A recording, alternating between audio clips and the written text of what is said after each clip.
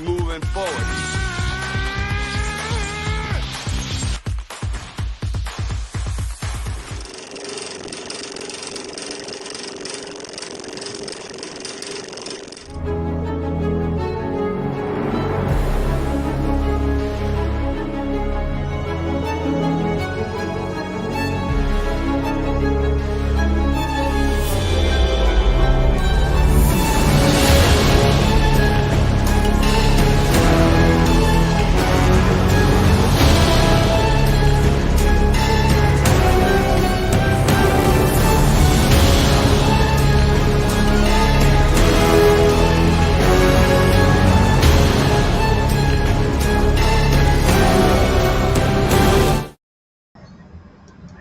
Lights, camera, action.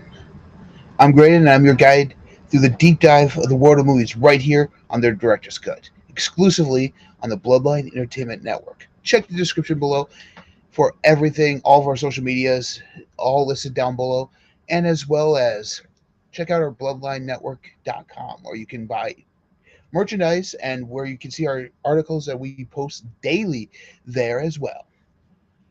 And remember, I also have a channel, so check down below for that as well. You can find it right here on YouTube at Bin Buster, where I talk movies and go through the bins at Walmart and Goodwills and find deals for you guys on movies and other assortment of collectibles. So and remember to hit that subscribe button, hit that like button, hit that bell notification for whenever we post something new. And as always, without further ado, let's get into this. As you guys can read down below, tonight's episode is produced by Michael Bay and is directed by myself. so you know why? Because this one, seriously, folks, this one tonight is a very hot one. It's going.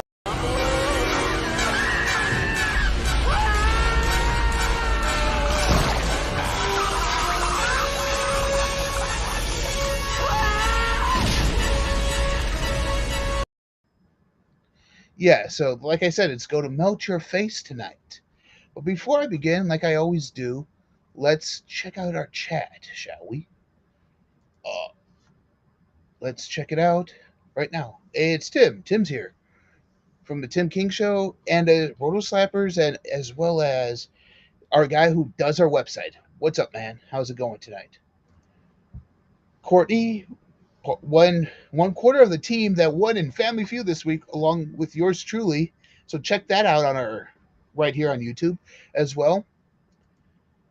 What's up, Dylan? What's up, my man? How's it going tonight, man?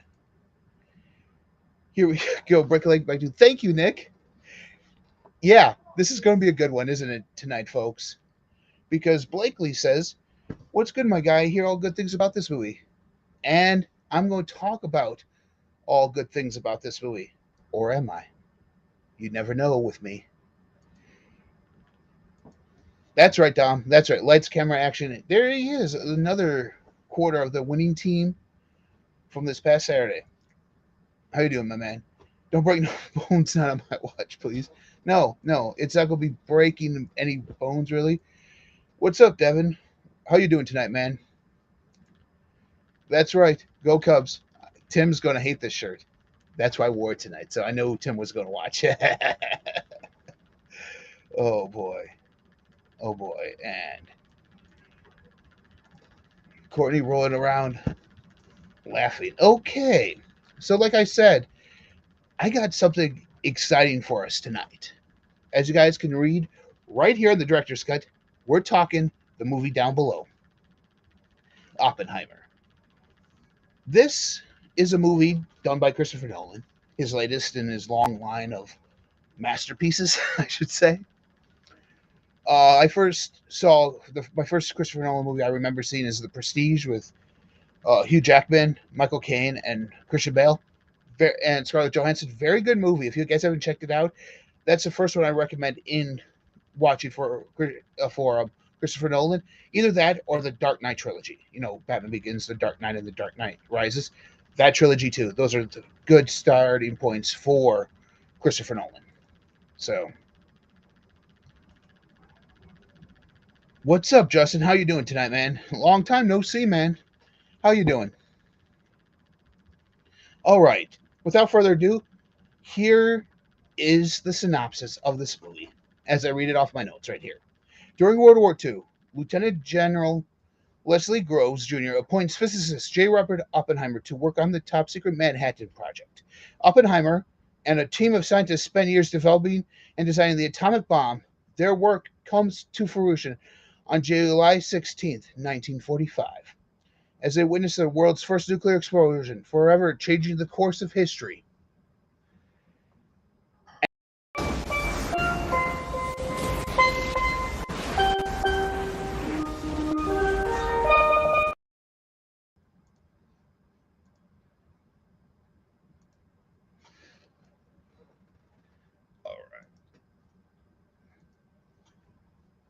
Changing the course of history when a portal to the unknown is opened up and something not from our world emerges into our own. And yes, this is really the synopsis for the movie down below. Anyways, Oppenheimer is based on the American Prometheus, is based off of not only historical events, but also by American Prometheus, the triumph and tragedy of J. Robert Oppenheimer. And it's the second movie of this box office season this weekend that is it scored $80 million this weekend. So it's the second highest grossing movie this weekend, only to be beaten out by a toy. Yes, a toy. But anyways, I digress. Let's get back to Oppenheimer.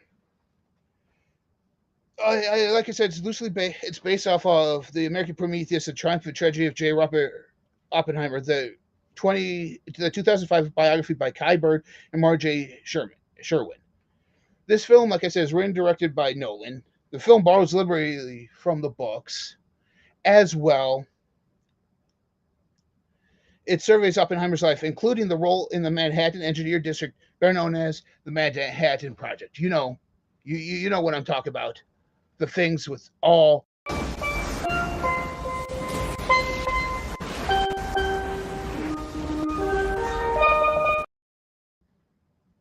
Yes, all the explosions. That's right. This episode's produced by Michael Bay. So we're going to have a bunch of explosions here tonight for you, ladies and gentlemen. Why? Because I'm diving deep tonight. Oh, it's a deep burn. Oh, it's so deep. Ah. Anyways, where was it? Yeah, right here. He served as director of the clandestine weapons lab built in a near desolate stretch of Los Alamos in New Mexico, where he and many others in the era's most dazzling scientific minds puzzled through how to harness nuclear reactions for the weapons that killed tens of thousands instantly, ending the war in the Pacific. Yes, the devastating bomb on Hiroshima, which ended World War II. That's what this movie is about. And unlike most of Nolan's fare, it doesn't leave you guessing like Prestige does, Inception does, Tenet does. It doesn't leave you guessing as to what do you mean by the end, Mr. Nolan, because we already know this is a set place in history, a set time in history that happened. So we know the outcome of this. So Christopher Nolan can't do his little twists in there. However, this movie is one of his longest ones ever. It's just to let you guys know, it is a very dry movie. What I mean by that is, if you're not a fan of movies with a lot of dialogue, then this movie is not for you. It's not for you. But if you're a fan of movies with a lot of dialogue and a pace that is slow but keeps you interested, then this is for you. He kind of splits up between the color of the real world and the black and whiteness of the documentary style of filmmaking. It's kind of it's weird to try and describe it in words. You have to go see the way he does it. It's awesome. But anyways, He's also known for not using CGI in this film. Yes, you were talking a guy who did a movie on an atomic bomb who actually built a bomb and blew it up in New Mexico. Yep, he built it with practical effects. You know, the same type of practical effects that they have used to melt.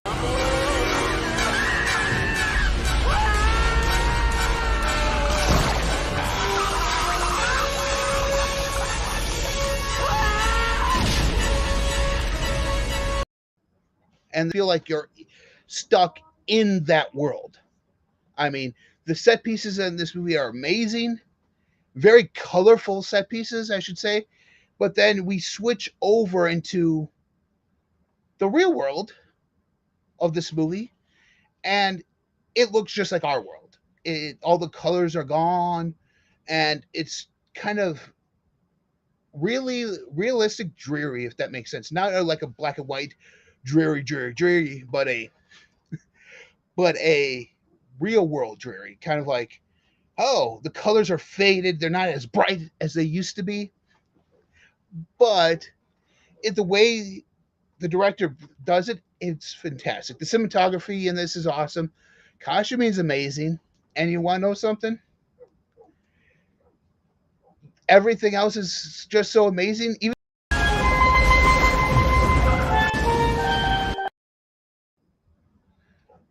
Even the explosions are amazing in this movie. Like, it makes you feel like you're there, and you actually kind of feel the heat from your seat in this movie. I mean, that's something worthwhile to mention. I mean, let's talk about for a moment that cast of this movie. We have Cillian Murphy, who's been in a lot of Nolan stuff, but hasn't been a leading man yet. I mean, they're talking, if it happens, if the Academy Awards, the Oscars happen, they're talking an Academy Award nomination for Best Actor for him already. So that's a good thing for this, for Cillian Murphy, who was Scarecrow in the Dark Knight trilogy, who, if you're familiar with Red Eye, the movie, it was Jackson Rittner in there. So there's another homage in there too. So you see, he's always been either the bad guy, main character, but he's ever, or in 28 Days Later, he was the main character in a zombie apocalypse, playing by himself. But this is the first leading role that shows his acting. We even case which could possibly be the best nomination for Robert Downey Jr. I said it. The song Iron Man is not as good as role in this and in Kiss Kiss Bang Bang. I don't care what you say. It's the truth. He's up. He should be up for a Academy Award actor in this movie. He's amazing in here. Give me one second. Entry Commission and Oppenheimer antagonist. So he kind of plays Cillian Murphy in this entire movie, and it's actually, you kind of don't recognize him for a little bit there until he starts talking, and then you're like, oh wait, that's Robert Downey Jr., which is kind of cool in this setting, because in this setting we get a feel of what Oppenheimer's going through in his mind. Like, we see him there building the bomb in his head, and then we see the little things that Christopher Nolan puts in, which was like little artworks and everything that you see in blueprints, diagrams, all real, right there, going through, and be an amazing time for him to go through this and realize there's more to the science thing than just making this bomb for for this. And we learn a little bit about his history, his family life, and everything in here. I mean,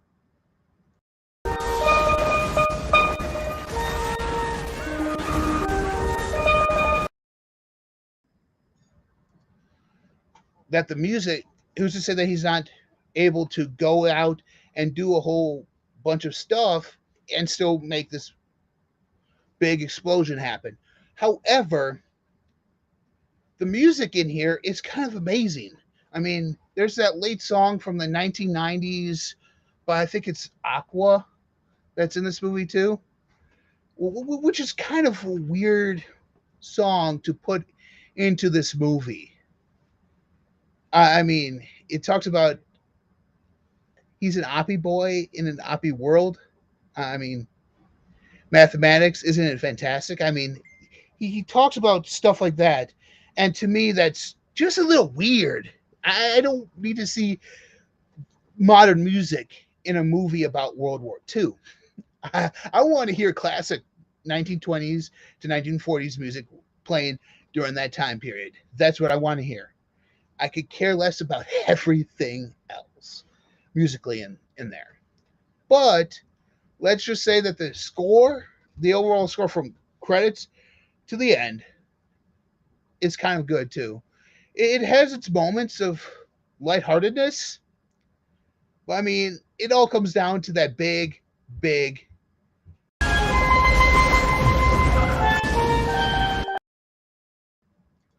explosion at the end. It comes down to that big explosion at the end and how he deals with this bomb.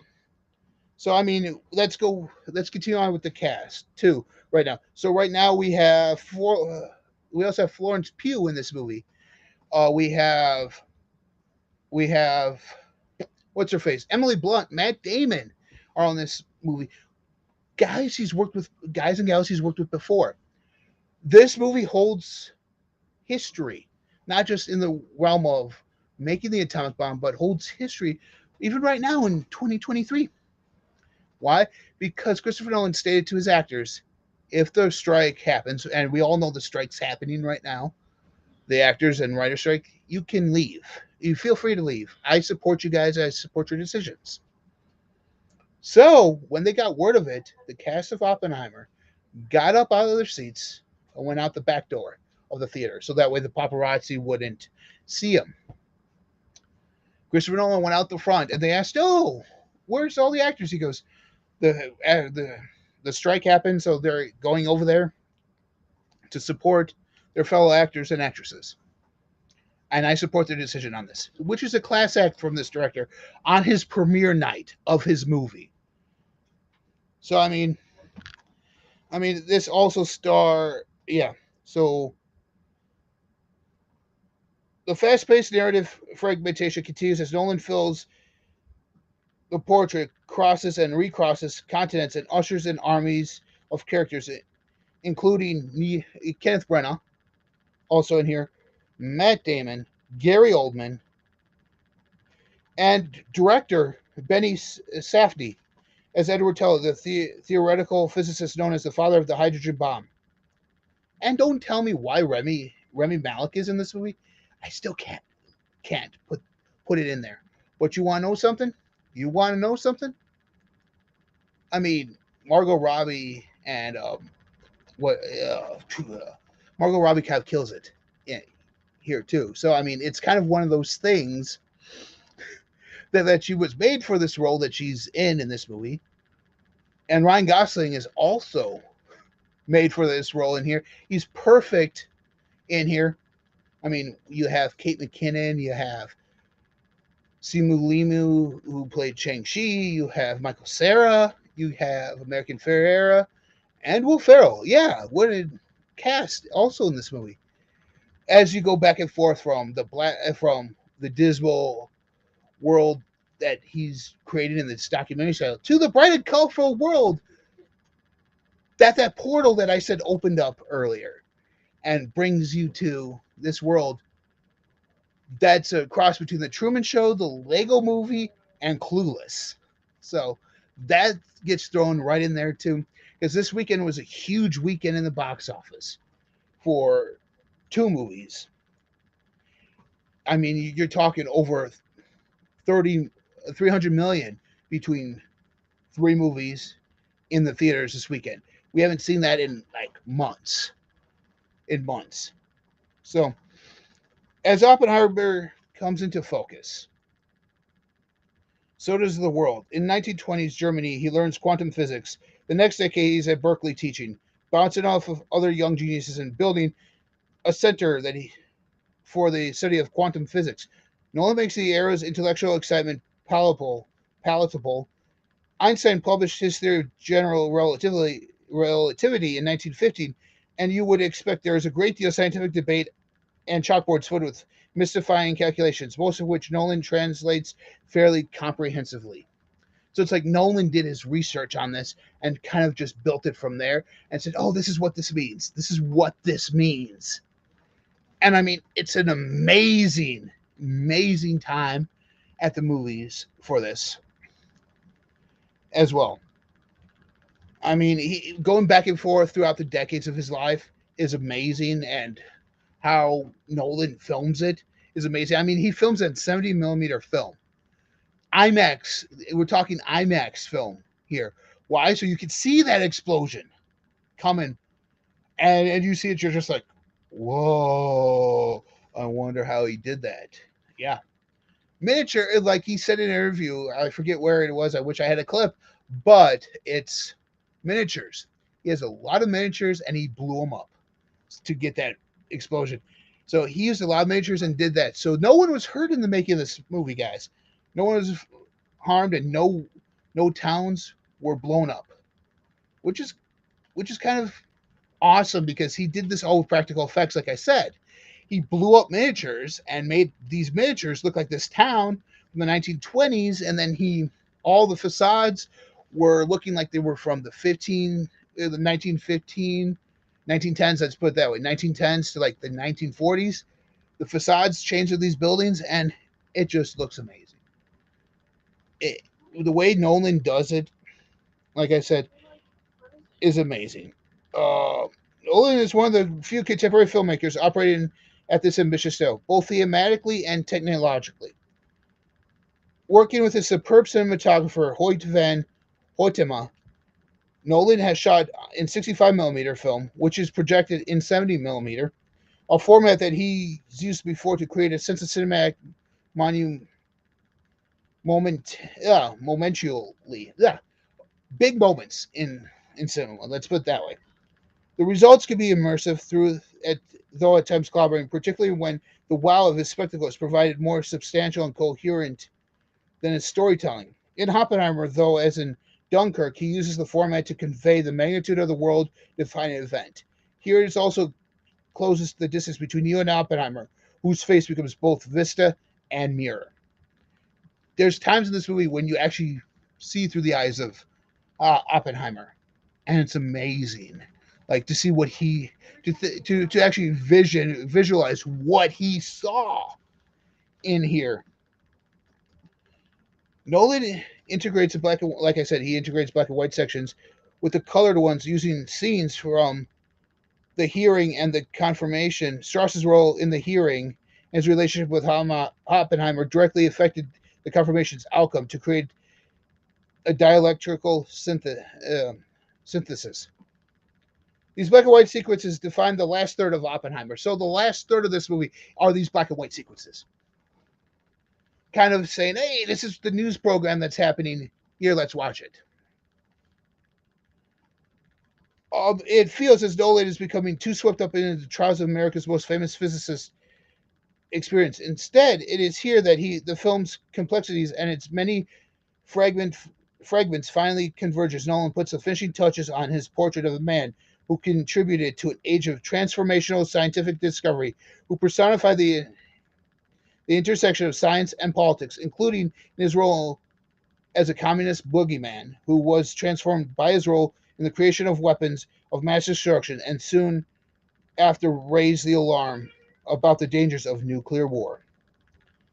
So, you see, guys and gals, thanks for watching.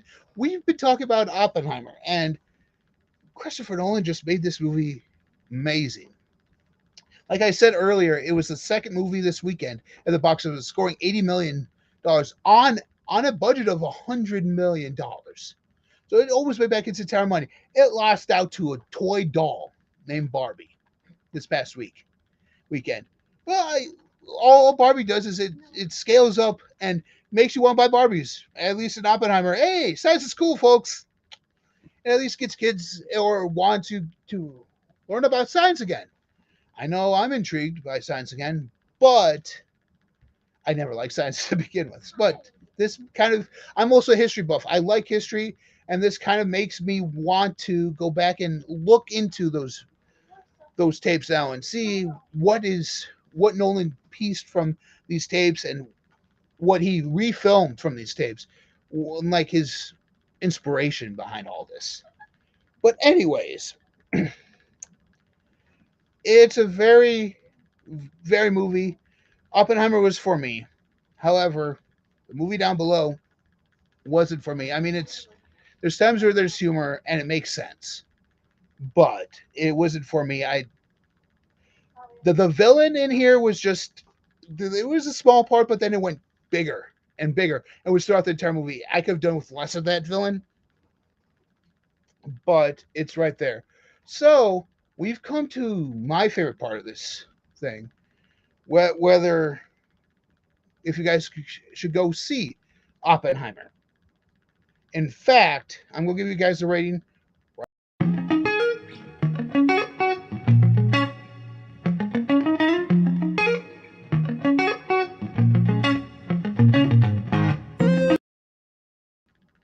Is it too sweet? Is it too sour? Let's find out. The movie down below. I mean, if you're into that kind of thing, it's too sweet. It's too sweet. It can't be beat. But if you're looking for a good time in the theaters and don't want to sit there and just listen to dialogue and everything, go check out Barbie. I hear that that's good. At times, it's not for everyone. Let's put it that way. There's times it's made for kids. There's times it's made for adults, but it's not for everyone. Let's put it that way. That, my friends, is for me. It would be that right there. Just too sour. Don't even bother. So that's it for me. Like I said, guys can check it out for yourself and everything. However, thanks for watching and diving into the deep cut, into the world of Oh, it's a deep burn. Oh, it's so deep. Ah. with me. As always, check down in the description below for everything that we do here at the Bloodline Entertainment Network, from wrestling to now fantasy football on Mondays here, as well as all of our articles on our website at bloodlinenetwork.com.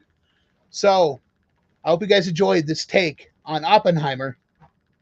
Until next time, remember there's more to the movies than what we see on the screen. I'm Greydon, and I'll be your guide through the films and their history right here on the director's cut.